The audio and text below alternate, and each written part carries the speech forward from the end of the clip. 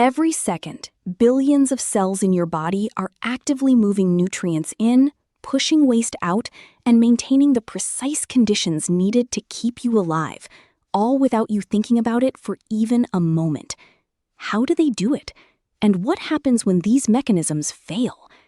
I am Miss Cathy, and today we are going to explore the transport mechanisms of the cell, starting with cell anatomy and moving through the key processes that drive cellular exchange. You will learn to identify cell structures and analyze how substances move across cell membranes, which is foundational knowledge for biomedical engineering applications. Let us get started. This is where it all begins. Welcome to Practical 1 on Transport Mechanisms. This practical covers two major areas, cell anatomy and a series of diffusion experiments. You will start by exploring human organ systems and directional terminology, then move into a set of experiments where you observe diffusion, osmosis, and dialysis in action. From there, you will interpret your results, draw conclusions, and compare molecule sizes based on membrane behavior. By the end, you will connect everything back to how the plasma membrane functions in a living cell, which is the heart of understanding how substances move in and out of your cells every second of your life. This activity asks you to work with human organ systems and anatomical positioning, two foundational concepts in anatomy. You will pick one organ system, identify its constituent organs, then describe the spatial relationships between organs using directional terminology, like superior, inferior, anterior, and posterior. Think carefully about where each organ sits physically in the body relative to another. Use your textbook as your reference guide. This table is where you record your experimental results for all 4 experiments, tracking how the weight of the dialysis sac changes over 30 minutes, and noting your biochemical test observations. Notice the pattern in the difference in weight column. Experiments 1 and 3 show a positive change, meaning the sac gained weight. Water moved into the sac by osmosis. Experiments 2 and 4 show little to no change. The biochemical test results tell you which molecules crossed the membrane, helping you distinguish between substances that can and cannot pass through a semi-permeable membrane. Now, let us interpret what actually happened in both experiments, because understanding the results is just as important as running the experiment itself. In experiment 1, the sac was placed in distilled water and contained glucose and starch. Water moved into the sac by osmosis, from high water potential outside to low water potential inside, causing the sac to gain weight. Glucose, being a small molecule, diffused out of the sac into the beaker, moving down its concentration gradient. The Benedict's or Fehling's test confirmed this. A green, yellow, or rusty red precipitate tells us glucose was present in the beaker. In experiment 2, the sac and the surrounding solution had equal glucose concentrations. Because there was no concentration gradient, no net movement of water or glucose occurred, so the sac showed no significant weight change.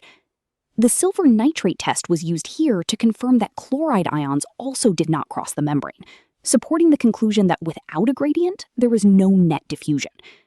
These two experiments together beautifully demonstrate that both osmosis and diffusion are driven by concentration gradients, and when that gradient disappears, so does the net movement. Now let us walk through the interpretation of experiments 3 and 4, which together give us a really clear picture of how membrane permeability works in practice. In experiment 3, the sac contains a sodium chloride solution and is placed in distilled water. Water moves into the sac by osmosis, moving from the region of higher water concentration outside to the lower water concentration inside, so the sac gains weight. At the same time, chloride ions dissociate from the sodium chloride and move outward from the sac into the beaker, following the concentration gradient from high to low. The biochemical confirmation here is important. Adding silver nitrate to the beaker produces a white precipitate of silver chloride, which definitively tells us chloride ions crossed the membrane. Experiment 4 tells the other side of the story. The sac now contains starch solution, but there is no significant weight gain, and the iodine test on the beaker water remains yellow, meaning no starch is detected outside. The reason is straightforward. Starch molecules are simply too large to pass through the pores of the semi-permeable membrane. This demonstrates that the membrane is selectively permeable, allowing small molecules like water and ions through, but physically blocking large molecules like starch. Size matters when it comes to membrane transport. Now let us go through the discussion and conclusions for each sac in this experiment. For sacs 1 and 3, we observed weight gain. This is because water molecules moved from the beaker, where water concentration was higher, into the sac, where water concentration was lower. That movement is osmosis, passive transport down a concentration gradient. For sac 1, glucose moved outward from the sac into the beaker because the concentration gradient favored that direction, and glucose molecules are small enough to pass through the dialysis membrane pores. For sac 3, sodium chloride dissociates into ions in water, so chloride ions moved from the sac into the beaker, again following the concentration gradient from high to low. Sac 2 showed no net movement because concentrations inside and outside were equal.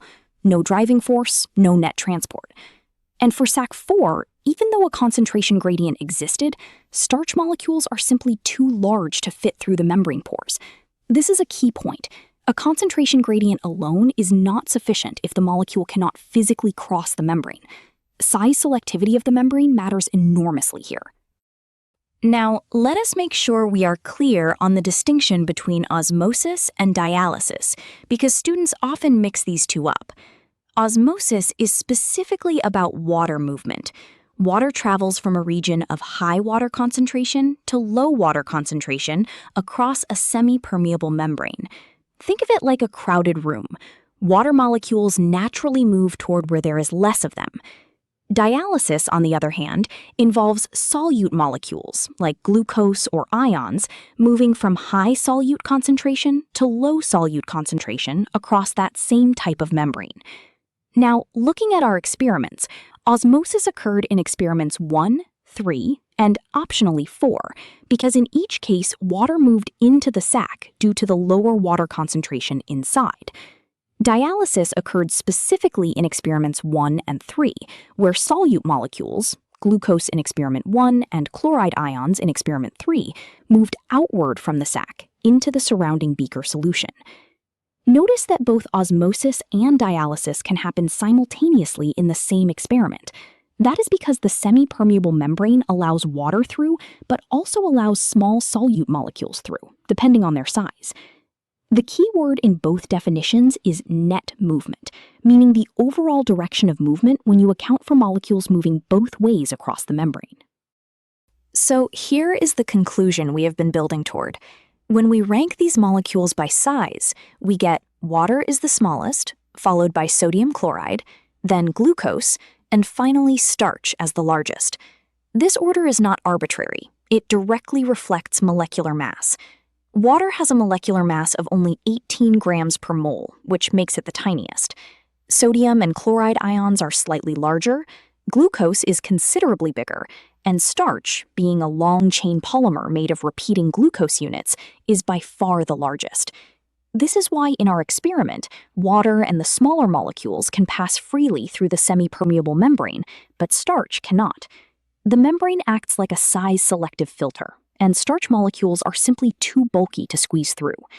This size-dependent movement is the physical basis of diffusion and osmosis across biological membranes, something that matters enormously in understanding how cells regulate what enters and exits. Keep this size ranking in mind, because it will help you predict and explain membrane permeability in any scenario you encounter. Now we bring together what we have been exploring in this practical, the dialysis sac as a model for the plasma membrane. Both structures act as semi-permeable barriers, allowing small molecules like water and glucose to pass through, while blocking larger molecules like starch. This is the key similarity that makes the dialysis sac such a useful teaching tool. However, the differences are just as important to understand. The dialysis sac is a non-living membrane that only supports passive transport, driven purely by concentration gradients. The plasma membrane, on the other hand, is a living phospholipid bilayer embedded with proteins. It handles both passive and active transport, and its selectivity goes beyond just molecular size. Polarity and electrical charge also determine what gets through. often via specific channel or carrier proteins. Think of the dialysis sac as a simplified, stripped-down version of the real thing. It captures the core concept of selective permeability without the biological complexity. In your practical, when you observed which molecules moved across the dialysis sac and which did not, you were essentially witnessing the same fundamental principle that governs how your own cells regulate their internal environment. The dialysis sac lets us study that principle in a controlled, measurable way, and that is exactly what a good scientific model is designed to do. Let us wrap everything together with this summary table of all the transport mechanisms we have covered in this practical. Starting with osmosis, water moves down its own concentration gradient, no energy needed. Dialysis, or diffusion, moves small solutes like glucose and chloride ions, also passively. Both of these were directly observed in your experiments today. Membrane permeability ties everything together. The semi-permeable nature of the membrane determines what crosses based on molecule size and polarity. Now, facilitated diffusion and active transport operate exclusively at the plasma membrane. Facilitated diffusion is still passive, using carrier proteins. Active transport, however, works against the concentration gradient and requires ATP. That is the critical distinction to remember.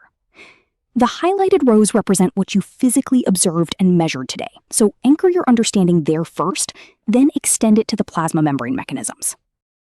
And that brings us to the end of Practical 1. The key takeaways here are understanding osmosis and dialysis as selective transport mechanisms, recognizing how molecule size determines what passes through a semi-permeable membrane, and appreciating how the dialysis sac models the real cell plasma membrane. These concepts directly underpin how your body regulates fluids and nutrients at the cellular level every single day. Keep connecting the lab work to the living system, and you are already thinking like a biomedical engineer. Once again, this is Miss Cathy. Be blessed and be a blessing to others.